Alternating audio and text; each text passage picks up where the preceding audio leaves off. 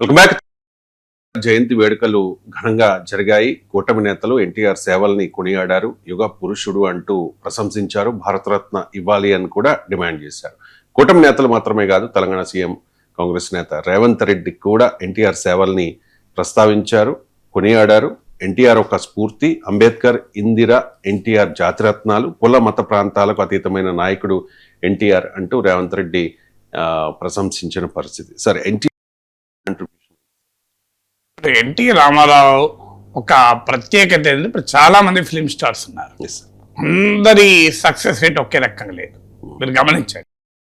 ఎందుకు ఆ డిఫరెన్స్ ఉంటుంది అంటే, మరి why did NTR create history? ఇప్పుడు ఎన్టీ రామారావు తర్వాత మన విజయ్, వాస్తవంగా విజయ్ కన్నా గొప్ప విక్టరీ ఎన్టీ రామారావుది. కంప్లీట్ మెజారిటీ వచ్చింది రిలేటివ్లీ తక్కువ పీరియడ్. విజయ్ పార్టీ పెట్టి 2 years అయింది. ఎన్టీ రామారావు పార్టీ పెట్టిన వితిన్ మంత్స్ లో వచ్చారు. అఫ్ కోర్స్ ఒక తేడా ఉంది, అప్పుడు ఇంత క్రౌడెడ్ పొలిటికల్ స్పేస్ లేదు. విజయ్కి డిఎంకే ఏడీఎంకే 2 పార్టీలు బలంగా ఉన్న టైంలో పార్టీ పెట్టాడు. కానీ ఎన్టీ రామారావు పార్టీ పెట్టినప్పుడు కాంగ్రెస్ ఒక్కటే ఉండేది. పొలిటికల్ వాక్యూమ్ ఉండే క్లియర్ గా. ఇక్కడ పొలిటికల్ వాక్యూమ్ క్రియేట్ చేసుకోగలిగాడు విజయ్. తర్వాత విజయ్ కున్న technology, younger generation, digital penetration, ఇవన్నీ కూడా అడ్వాంటేజ్. ఇది ఇన్స్టాగ్రామ్ ఏజ్ కనుక. అందువల్ల చరిత్రలో 2 పర్సన్స్ మనం ఎప్పుడు కంపేర్ చేయకూడదు. అందువల్ల దేర్ ఆర్ హిస్టారికల్ గా ఉన్న context, time and space factors వేరవుతాయి. ఎన్టీ రామారావు కాదు, అయినా కూడా ఇలాగే అవమానించారు. అప్పుడు ఆ రోజుల్లో ఏ రంగులు పూసుకుంటే, స్క్రీన్ పైన డాన్సులు వేస్తే, ఆకుచా అటు పింద తడిసే, కోకమ్మ అటు పిల్ల తడిసే అంటే ఓట్లు వస్తాయా అని ఇట్లా అవమానించారు. కానీ ఎన్టీ రామారావు ఇట్లాంటివి కాదు. మీకు ఏమంటివి అంటూ ఒక గంభీరమైనటువంటి అద్భుతమైన నటన కూడా చేశాడు కదా. ఆయన పార్టీ పెట్టినప్పుడు చాలా అవమానకరంగా మాట్లాడారు చాలా మంది. నాకు ఇప్పటికి గుర్తు పార్టీ పెట్టినప్పుడు. కానీ అవన్నీ ఏవి పట్టించుకోలేదు తెలుగు సమాజం. ఎందుకు పట్టించుకోలేదంటే, ఒక నాయకుడు కాన్ఫిడెన్స్ ఇవ్వగలగాలి. సో ఎన్టీ రామారావు ఒక నాయకుడిగా కాన్ఫిడెన్స్ ఇవ్వగలిగాడు. ఒక నాయకుడిగా విశ్వాసాన్ని, yes here is a leader who can win and who can deliver అని, అంటే మా జీవితాలు మార్చగలుగుతాడు ఇతను అని తన మెసేజింగ్ ద్వారా కావచ్చు, తన పర్సనాలిటీ రీత్యా కావచ్చు, తన ప్రోగ్రామ్ రీత్యా కావచ్చు, తన విస్తృత క్యాంపెయినింగ్ రీత్యా కావచ్చు, రకరకాల ఫ్యాక్టర్స్ వల్ల NT Rama Rao has created world history, ప్రపంచ చరిత్ర సృష్టించగలిగాడు ఎలక్టోరల్ ల్యాండ్స్కేప్ లో. సో ఆ కాన్ఫిడెన్స్ ఏదో ఇంతమంది చౌకబారుగా ఆయన మీద మాట్లాడినా ఆయన ఆ విజయాన్ని ఎందుకు సాధించగలరు? ప్రజలు ఆయన నమ్మారు. ఈయన అధికారంలోకి రాగలడు, మా జీవితాలు మార్చగలడు అని అనుకున్నారు. సో దానికి ఆయనకున్న కరిష్మా ఉపయోగపడచ్చు, ఆయనకున్న అనర్గళమైన వాగ్దాటి, తెలుగు భాష పైన అద్భుతమైన పాండిత్యము, ఆయనకున్న నెట్వర్క్. అప్పుడు ఈనాడు పత్రిక, ఇన్ఫర్మేషన్, ఆ రోజుల్లో గూగుళ్ళు ఇవన్నీ లేవు. ఎక్కడికక్కడికి ఇన్ఫర్మేషన్ ఫీడింగ్. నేను just very young degree student అప్పుడు. కానీ అప్పటి నుంచి నాకు పాలిటిక్స్, జర్నలిజం మీద ఇంట్రెస్ట్తో నేను మంచిర్యాల, మా ఊరు, అప్పుడు మా అమ్మమ్మ ఊర్లో ఉన్నాను. నేను మంచిర్యాల నుంచి అతన్ని ఉట్నూరు దాకా ఫాలో అయ్యాను. జస్ట్ ఏదో ఎవరిదో ఒక మీడియా గ్రూప్లో ఎంటర్ అయ్యి, నేను నాకు ఇంట్రెస్ట్ జర్నలిజం అని చెప్పి ఆ వెహికల్ ఎక్కి పోయాను.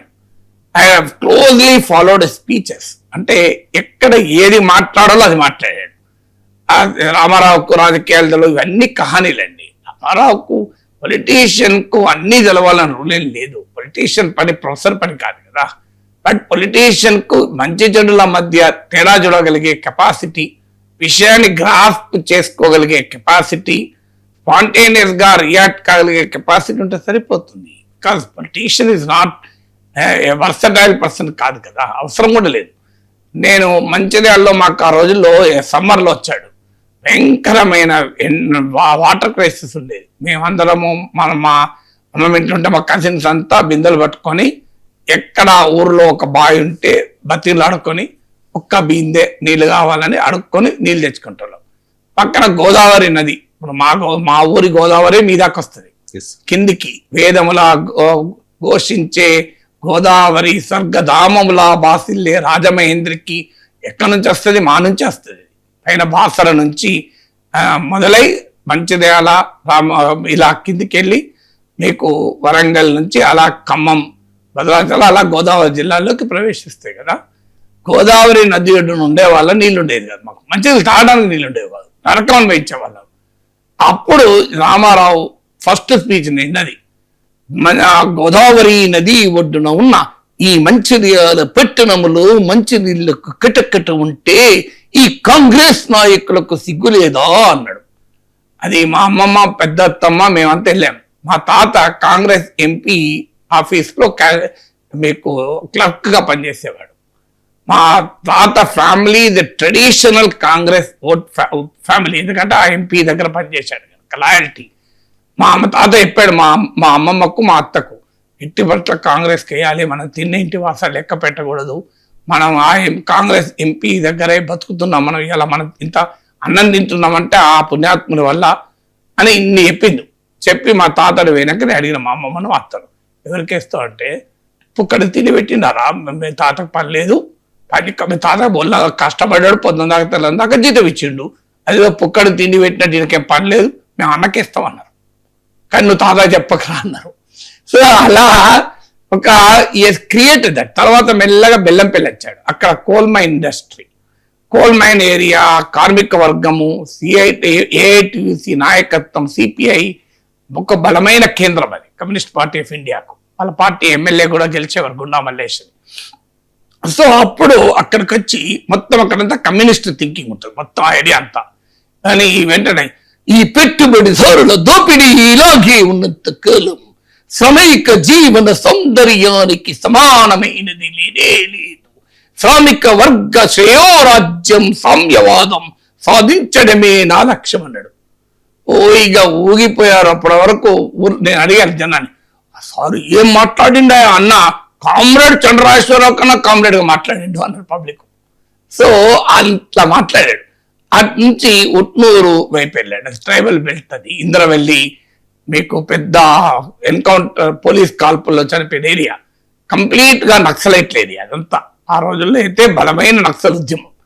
అక్కడికి వెళ్ళి నక్సలైట్లే దేశభక్తులు, నక్సలైట్లే నా వెంట వస్తే దేశ చరిత్రనే మార్చేస్తా అన్నాడు. నాకు I was shocked and very much impress. Yes, here is a man who can give confidence to the people అని ఇంటికి వచ్చి అన్నాను. చూడండి మీరు రామారావు ముఖ్యమంత్రి అవుతారంతా నవ్వారు. ఈ పిచ్చిపెట్టిదారు రామారావు ముఖ్యమంత్రి ఏదో జనం ఇట్లనే వస్తారు, సినిమాలకు వస్తలేదు, దీన్ని కూడా వస్తారు, ఓట్లేస్తారా అన్నారు. బట్ ఓట్లు కాదు, పొలిటికల్ నరేటివ్ను, తన సినిమాటిక్ స్కిల్ను పొలిటికల్ నరేటివ్ మిక్స్ చేశాడు. రామారావు ఏదో గట్టిగానే గెలిచాడు అనుకున్న మంది, ఏదో కెరిష్మాతో గెలిచాడు. రామారావు కృష్ణుడు రాముడు కటౌట్ పెట్టుకుని గెలిచాడు, గెలవడండి అట్లా. సో ఈ has combined cinematic skill, unparalleled cinematic skill కదా. ఇప్పటికీ మనం ఫోన్లో కిలోమీట ఎంత ఊగిపోతాం. ఏమంటివి పితామహుడైన ఈ గంగాపుత్రుంది ఏ కులము, నా చేతి పెంచుతావేవి అంటే ఇట్లా ఊగిపోతాం అనక. ఎంత అద్భుతంగా ఉంటుంది అది. అసలు ఏమి డైలాగ్ అసలు నేను ఇప్పటికీ దానవీరశూర కన్నా ఒక 20-30 సార్లు చూడొచ్చు. ఈవెన్ టుడే రామారావు సినిమాలు, పౌరాణిక సినిమాల్లో మీకు ఎన్టీ రామారావు తర్వాత కూడా ఇప్పటికీ వరాడే, నభూతో నభవిష్యత్తే కదా. అంతటి మహానటుడు అయితే ఆ నటనతోనే గెలిచాడని కూడా పొరపాటు. మళ్ళీ ఆ సినిమాటిక్ కరిష్మాను, cinematic articulation, cinematic visualization, cinematic dialogue డెలివరీని పొలిటికల్ నరేటివ్తో కలిపాడు. మంచిర్యాలలో మంచినీళ్ళ గురించి మాట్లాడాడు, కార్మిక వర్గ దోపిడీ గురించి బెల్లంపల్లిలో మాట్లాడాడు, నక్సలిజం ఎందుకు వచ్చిందో ఉత్తూరులో చెప్పాడు. ఇదయ్యా రాజకీయం అంటే. సో ఆ రెండు కలవడం వల్ల, అంటే content and message, content message రెండు కలవడం వల్ల సక్సెస్ అయ్యాడు. ఏకుండా కేవలం ఏదో సినిమాల వల్ల, కరిష్మా వల్ల. చాలా మంది ఉండదు కరిష్మా, ఇంతకన్నా రజనీకాంత్ కరిష్మా లేదా. ఇలా ఎన్టీ రామారావు ఎట్లా ఫినామిన తెలుగునట, తమిళనాడు రజనీకాంత్ ఇది సెన్సేషన్, అవునా కదా. మరి ఎందుకు కాలేదు? We cannot again compare. Rama Rao Rajinikanth కూడా కంపేర్ చేయలేదు. హిస్టరీలో డిఫరెంట్. అమితాబ్ బచ్చన్ కాదా పాపులర్, అసలు హిందీ సినిమాలో ద టవరింగ్ పర్సనాలిటీ కదా. మరి అమితాబ్ బచ్చన్ ఎక్కడైనా ఎమ్మెల్యే అయిందా? సో అందువల్ల ఆ పొలిటికల్ నరేటివ్ను తన ఫిల్మీ పర్సనాలిటీని జోడించగలిగాడు. అది ఒక అద్భుతమైన నైపుణ్యం. సో అది పొలిటీషియన్ గా వచ్చినాక కూడా ఏం చేశాడు, అప్పుడు భారత రాజకీయాల్లో కాంగ్రెస్ పార్టీ ఏకచిత్రాధిపత్యాన్ని ప్రశ్నిస్తూ మిడ్-60s లో ప్రారంభమైనటువంటి కేంద్రీకృత ప్రజాస్వామ్యానికి వ్యతిరేకంగా సమాఖ్య రాజ్యం కొరకు, ఫెడరల్ స్ఫూర్తి కొరకు, రాజ్యాంగ పరిరక్షణ కొరకు, కేంద్ర రాష్ట్ర సంబంధాల పునర్వ్యవస్థీకరణ కొరకు ఒక పెద్ద పోరాటం జరుగుతున్న సమయం అది. ఆ పోరాటానికి నాయకత్వం ఇచ్చిన వాళ్ళు ఎన్టీ రామారావు గారు. మీకు ఈ సెంట్రల్ స్టేట్ రిలేషన్ రీస్ట్రక్చర్ కావటానికి అప్పుడు బెంగాల్ ముఖ్యమంత్రి జ్యోతి బసు, ఆంధ్రప్రదేశ్ ముఖ్యమంత్రి NT Rama Rao, these are all towering leaders for restructuring federalism. అంటే రామారావుకు రాజకీయాలు తెలియకపోతే ఇండియన్ కాన్స్టిట్యూషనల్ ఎడిఫేస్ లో ఫెడరలిజాన్ని మరి పునఃస్థాపించడం కొరకు జరిగిన కృషిలో భాగస్వామి కాగలరా అట్లా? సో ఈ institute for linguistic identity, institute for regional identity అంటే ఒక ప్రాంతీయ అస్తిత్వం కొరకు, ఒక లెజిటిమేట్ రీజనల్ ఆస్పిరేషన్స్ కు పెరోకియల్ మేనిఫెస్టేషన్స్, ఈ రెండింటి మధ్య తేడా చూడాలి. అంటే సంకుచితమైన ప్రాంతీయ ధోరణులకు, ధర్మబద్ధమైన న్యాయబద్ధమైన భాషా ప్రాంతీయ ఆకాంక్షలకు మధ్య తేడా ఉంటుంది. ఎన్టీ రామారావు సంకుచితమైన ప్రాంతీయ ధోరణులకు ఏనాడు ప్రతినిధి కాదు. ఒక అసలు సిసలు జాతీయవాది, అసలు శిష్యులు దేశభక్తుడు. కానీ అదే సమయంలో ఒక ప్రజాస్వామికయుతమైన, ధర్మబద్ధమైన, చట్టబద్ధమైన భాషా ప్రాంతీయ ఆకాంక్షలకు కూడా ఆయన ప్రతినిధి. అందువల్ల మీకు ఎప్పుడైతే ఆ రీజనల్ ప్రైడ్, ఆ లింగ్విస్టిక్ ప్రైడ్, ఢిల్లీకి పోతే మద్రాసి అనేటువంటి తెలుగు వారికి ఒక చిరునామాగా నిలిచాడు కదా.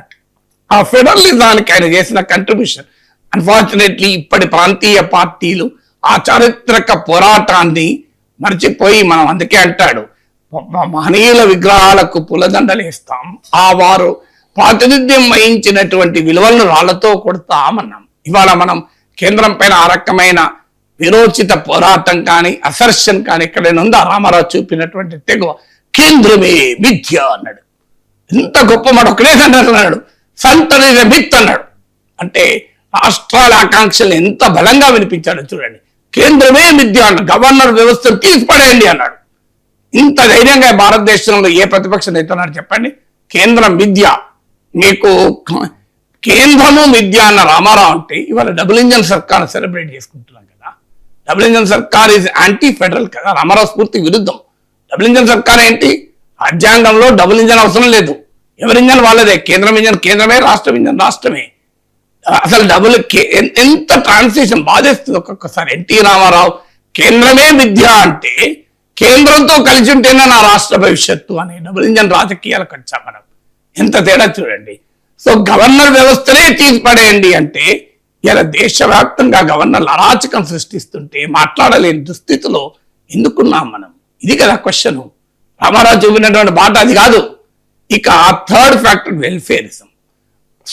ఇవాళ అనేక రకాల సంక్షేమ పథకాలు కేవలం ఓట్ల కోసం, రాజకీయ నిబద్ధత లేకపోయినా, సైద్ధాంతిక నిబద్ధత లేకపోయినా, ఒక పరస్పర పోటీతో కూడిన సంక్షేమ పథకాలు, ఒక నిష్కల్మసమైన మనస్సుతో సంక్షేమ పథకాలు లేవు. ఇవాళ ప్రజలను ఓటర్లుగా చూసి ఒక ట్రాన్సాక్షనల్ రిలేషన్షిప్ కొరకు అంటే నేను నీకు ఇస్తాను పథకాలు, నువ్వు నాకు ఓటు. రామారావు పథకాలు అవి కావు. ₹2 కిలో బియ్యం పెట్టినప్పుడు it was a very big, చాలా మంది తెలియదు. కేఆర్ వేణుగోపాల్ అని భారతదేశ ప్రధానమంత్రి కార్యాలయంలో ఒక గొప్ప officer, one of the finest cleanest officers of in Telugu సమాజం. సో ఆ కేఆర్ వేణుగోపాల్ అప్పుడు చీఫ్ రేషనింగ్ ఆఫీసర్ గా ఉండే రామారావు పెట్టినప్పుడు, అంటే ఒక సంక్షేమ పథకం పెట్టడమే కాదు, దాని బాధ్యత ఒక నిబద్ధత కలిగిన అత్యంత నీతివంతుడైన ఐఏఎస్ అధికారికి అప్పచెప్పాడు. చూడండి రామారావు కమిట్మెంట్. ఎస్, ఒక మ్యాన్ హూ హాస్ కంప్లీట్, ఇప్పటికీ కూడా పేద ప్రజలంటే ప్రేమ, సమాజం అంటే గౌరవం ఉన్నటువంటి ఆఫీసర్ అయినా ఈవెన్ నౌ సమాజం గురించి ఆలోచించేటువంటి కేఆర్ వేణుగోపాల్కి ఇచ్చాడు. సో ఆయన చీఫ్ రేషనింగ్ ఆఫీసర్ గా ఉండి ఆయన ఒక రీసెర్చ్ చేశాడు, role of public distribution system in combating poverty అని. పేదరిక నిర్మూలనలో ప్రజా పంపిణీ వ్యవస్థ పాత్ర ఏంటని డెలివరెన్స్ ఫ్రమ్ హంగర్ అని చెప్పి ఒక పుస్తకం వచ్చింది సేజ్ పబ్లికేషన్స్. రామారావు కాలంలో ₹2 కిలో బియ్యం పథకం అమలు పైన చాలా మంది తెలియదు, అది ఎవరో కూడా చదివి ఉండరు. రెడ్ అండ్ కనుక deliverance from hunger by Sage public, గూగుల్లో కొరత వస్తుంది, Sage publications. I still remember.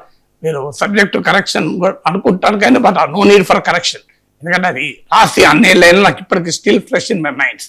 So మీరు గూగుల్లో కొట్టండి వస్తుంది, deliverance from hunger Sage publications అని. సో అందువల్ల అట్లా ఒక శాస్త్రీయమైన భద్రత, దానివల్ల మీకు ఇది పెరిగాయి, మన మీకు పౌష్టికార లెవెల్స్ పెరిగాయి. అంటే రోటీ కపడా మకాన్ అంటే అబ్సల్యూట్ పావర్టీని తొలగించాలి అనేటువంటి ఒక ప్రయత్నం చేశారు. సో అదొక మేజర్ రిఫార్మ్, వెల్ఫేరిజం ఒక ప్రజల ఆత్మగౌరవానికి సంబంధించిన అంశంగా, ప్రజలకు మేము పరాన్న జీవులుగా మార్చే సంక్షేమ పథకాలు కాకుండా ప్రజల మౌలిక అవసరాలు తీర్చే సంక్షేమ పథకాలకు మూలం వేశారు. 4వది, భారతదేశంలో ప్రతిపక్ష రాజకీయాలకు, ఆనాటి కాంగ్రెస్ ప్రభుత్వానికి వ్యతిరేకంగా దేశవ్యాపిత ప్రతిపక్షాలకు నాయకత్వం ఇచ్చాడు. ఎక్కడ ఊగించలాట్లేదు. మీరు రామారావు జీవితం చూడండి. ఆయన రాజకీయ జీవితం మొదలుపెట్టినప్పుడు ఏ విపక్ష రాజకీయాన్ని అయితే చేశాడు, తన తుది శ్వాస వరకు రాజీ లేని విపక్ష రాజకీయం చేశాడు. ఊగిసలాట ఊసర వెళ్ళే రాజకీయాలు ఎప్పుడూ చేయలేదు. అవసరం వచ్చినప్పుడు జుట్టు, అవసరం లేనప్పుడు కాళ్ళు పట్టుకోలేదు. రామారావు నైజమే కాదు. సో ఈ stood as the most towering political personality. So అంత మీకు ఆ రోజుల్లో నేషనల్ ఫ్రంట్ చైర్మన్ గా అసలు భారతదేశ ప్రధానమంత్రి అయ్యే అవకాశం దేవగౌడ ప్లేస్ లో కదా, అలాంటి నాయకుడు రామారావు. సో అందువల్ల ఒక నిరంతరమైన విపక్ష రాజకీయానికి ఒక నిలువెత్తు నిదర్శనంగా నిలిచాడు. అవసరం కొరకు కలిసి, అవసరం పోగానే విడిపోయి దాని రాజకీయ ప్రజ్ఞగా చూపలే ఎప్పుడు Rama Rao. He stood for his political values, he stood for his political commitment. తర్వాత మీకు 6వది, రామారావు ఒక పాలనా వ్యవస్థలో తీసుకొచ్చిన అతిపెద్ద సంస్కరణ తెలంగాణ సమాజంలో భూస్వామ్య సంఖ్యలను తెంచిన పటేల్ పట్వారీ వ్యవస్థను కలంపోటుతో కొట్టిపడేశాడు. విమర్శలు చేసేవాళ్ళు విమర్శలు చేయొచ్చు, ప్రతి వ్యక్తి పైన విమర్శలు చేసే స్కోప్ ఉంటుంది. ఏ వ్యక్తి విమర్శలకు అతీతం కాదు. కానీ బట్ మనం ఎప్పుడు కూడా there are times when an eagle can fly below the hen, but hen will never fly above the eagle అని ఒక తత్వవేత్త అంటాడు. ప్రతి సమయంలో గద్ద కూడా కోడి కన్నా కిందికి వెళ్ళిపోవచ్చు, కానీ కోడి ఎప్పుడు గద్దె కన్నా పైకి వెళ్ళిపోదు. రామారావు కంట్రిబ్యూషన్ లో ఉన్న ఈ యునీక్ ఫీచర్స్, ఈ సందర్భం కదా. సో మీకు ఈ యునీక్ ఫీచర్స్ అనేది it actually reflects the political personality, A man who stood for federalism. ఇంకొక మీకు 7వ చెప్తాను, highly religious but at least unquestionable secularism. ఇంత గొప్పదనం చూడండి. అంటే ఎక్కడ అపార్చునిజం లేడు. తన మత విశ్వాసాలు చాలా సందర్భాల్లో విమర్శలకు గురైన తన తన తన పూర్తి నిబద్ధత కలిగిన మత విశ్వాసాలు కలిగిన వ్యక్తి రామారావు, అందరికీ తెలుసు కదా అది. కానీ అదే సమయంలో తన మత విశ్వాసాలని లౌకిక దృక్పథంతో మేళవించాడు. It's completely secular. So religious ఉంటూ సెక్యులర్ ఉండొచ్చు అనేది ఈ మధ్య కాలంలో అర్థమవుతలేదు. ఉంటే కమ్యూనల్ ఉంటాం, లేకపోతే సెక్యులర్ ఉంటాం. That's not true. You can be religious but still be secular. అందువల్ల ఆ రిలీజియస్ ప్లస్ సెక్యులర్ వాల్యూస్ కూడా రామారావు ఒక ప్రతీక. సో అందువల్ల ఇలా అనేక ఫ్యాక్టర్స్ రామారావు పొలిటికల్ పర్సనాలిటీని మనకు డిఫైన్ చేస్తుంది.